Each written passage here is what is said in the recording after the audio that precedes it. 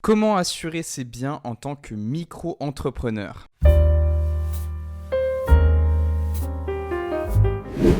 Bonjour à tous, je m'appelle José de la chaîne Juris Business. Je parle de micro-entreprise bien entendu, mais aussi de développement de votre activité économique à travers 3 piliers, le marketing, le juridique et aussi l'aspect technique. Aujourd'hui, on va voir comment bien assurer ses biens en tant que micro-entrepreneur, mais avant ça, je vous invite à cliquer sur le bouton juste en dessous pour vous abonner à la chaîne et mettre un petit pouce bleu si jamais le cœur vous en dit. Vous aurez toutes les semaines une nouvelle pièce de contenu. Dans la description, vous avez aussi accès à un guide si vous êtes dans cette phase de création d'une micro-entreprise ou alors si simplement vous voulez parfaire vos connaissances en la matière. Si c'est déjà fait, super, on passe à la vidéo du jour qui est comment bien assurer ses biens quand on est micro-entrepreneur. Donc vous le savez déjà, vous avez des assurances qui sont obligatoires, c'est celles qu'on a vues précédemment et maintenant on va avoir des assurances qui sont pour la plupart facultatives. On va vouloir assurer nos biens professionnels parce que c'est très important si jamais un incendie arrive par exemple ou un quelconque problème, une force majeure arrive. On ne veut pas que cet événement qui dépend de l'aléa, cet événement imprévu vienne vraiment impacter notre activité économique et nous porte un préjudice qui va se traduire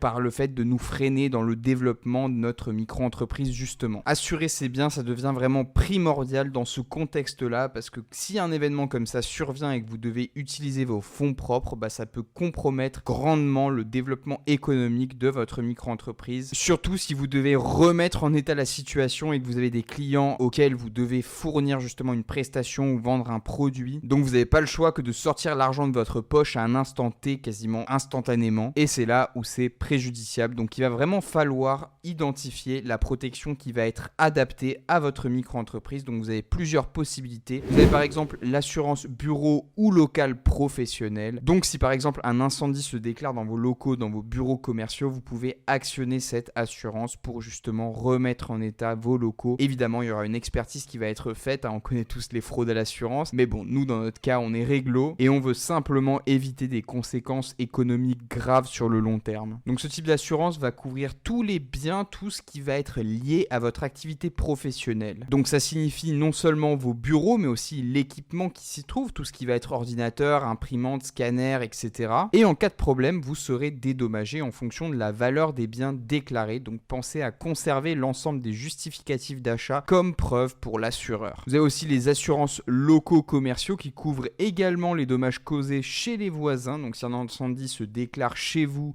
et vient impacter justement l'activité du voisin, il vient se déporter sur le local du voisin, votre assurance va également prendre en charge ces frais-là. Vous avez aussi la possibilité de prendre une assurance multirisque professionnelle. Donc pour couvrir l'activité de micro-entrepreneur, c'est aussi intéressant d'opter pour ce type d'assurance-là. C'est peut-être même la plus intéressante en fin de compte, parce que c'est un contrat d'assurance qui est très complet, qui couvre les biens mobiliers et immobiliers d'une entreprise, ainsi que sa responsabilité. Si vous disposez de bureaux qui sont dédiés à votre activité, il est recommandé de les assurer avec une couverture multirisque pour le fait que du coup on peut couvrir une multitude de risques comme son nom l'indique. On va avoir par exemple les réparations qui vont être prises en charge ou le remplacement de votre matériel en cas de problème. Donc on va avoir vraiment des garanties qui vont être en fait étendues et qui vont par exemple couvrir vos locaux, votre matériel, vos marchandises, les données informatiques, votre responsabilité civile professionnelle, votre protection juridique, etc., etc., etc. Ensuite, pour aller plus loin, on a aussi tout ce qui va être assurance perte d'exploitation. Donc ça, c'est un cas particulier. Lorsque votre entreprise, par exemple, est victime d'un sinistre, vous pouvez être obligé d'interrompre vos activités. Les réparations et la réinstallation du matériel peuvent parfois prendre plusieurs mois. Ça peut être fastidieux, ça peut être long, avant que vous puissiez reprendre le même rythme, la même activité que vous aviez précédemment. Tout ne se fait pas à l'instant T. Mais le problème, c'est que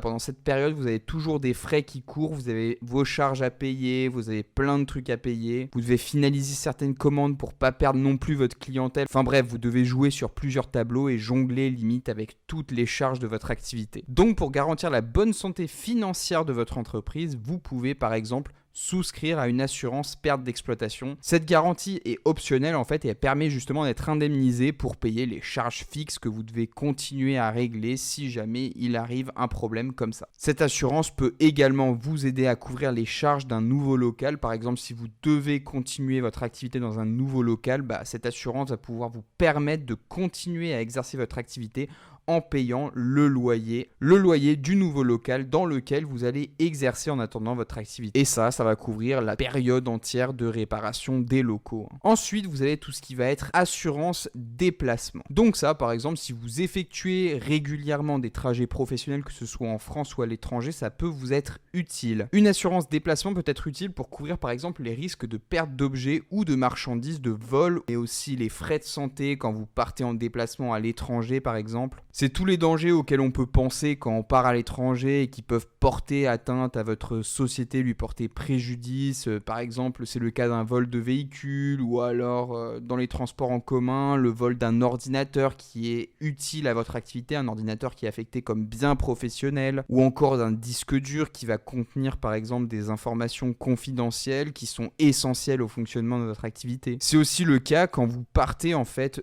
en dehors de l'Union européenne dans des pays où les frais de santé ne sont pas forcément pris en charge par la sécurité sociale. Et parfois ces frais peuvent s'élever à plusieurs milliers d'euros et donc il est utile d'avoir ce type d'assurance déplacement pour couvrir ces frais-là qui peuvent être très importants quand on part en dehors de l'Union européenne. Ne confondez pas cette assurance-là déplacement avec l'assurance automobile, c'est deux choses qui sont complètement différentes et d'ailleurs il y a un point qui est intéressant de noter, c'est que pour les auto-entrepreneurs qui utilisent leur véhicule personnel dans le cadre de leur activité professionnelle, l'assurance auto ne les couvre pas en cas d'accident. Donc ça, il faut vraiment le noter parce que les assureurs, ils font vraiment la distinction entre assurance privée et assurance professionnelle, y compris pour le véhicule parce qu'en fait, les risques ne sont pas les mêmes. Enfin, vous avez aussi tout ce qui est mutuelle et prévoyance, donc c'est deux autres contrats qui ne sont pas obligatoires mais qui permettent d'offrir une meilleure protection individuelle pour les auto-entrepreneurs et pour leurs proches. La mutuelle entreprise, c'est le contrat qui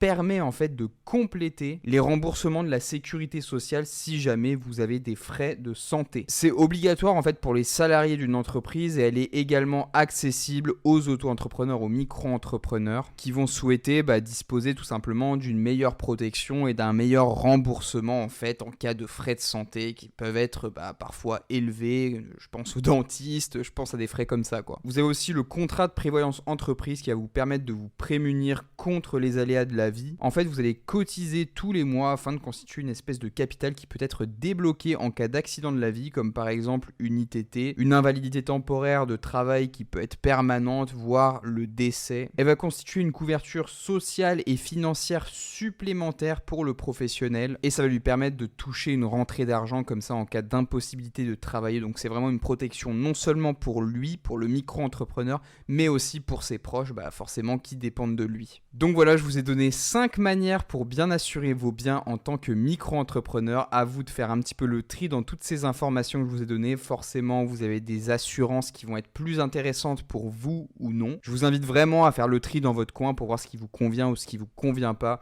Si la vidéo vous a été utile, n'oubliez pas de mettre un pouce bleu et de vous abonner. N'hésitez pas non plus dans les commentaires à me dire ce qui peut vous intéresser comme sujet de vidéo parce que moi c'est vrai que j'aime bien programmer mes vidéos longtemps à l'avance, les travailler, faire des petites recherches vraiment pour vous donner un contenu en fait qui est actualisé parce que le droit ça évolue toujours, c'est pour ça que c'est intéressant de faire ce projet de chaîne YouTube puisque je vous donne des informations qui sont actualisées au fur et à mesure. Donc n'hésitez pas si vous avez des points en particulier que vous voulez soulever, n'hésitez pas à me les mettre en commentaire, ça fera l'objet de vidéos qui sont peut-être utile pour d'autres personnes. Si jamais vous avez rencontré une difficulté, que vous avez réussi à la surmonter, peut-être que cette difficulté elle se présente chez quelqu'un d'autre et le fait comme ça d'avoir une vidéo, ça va peut-être l'aider à débloquer sa situation. Enfin bref, je vous retrouve tout de suite dans la prochaine vidéo.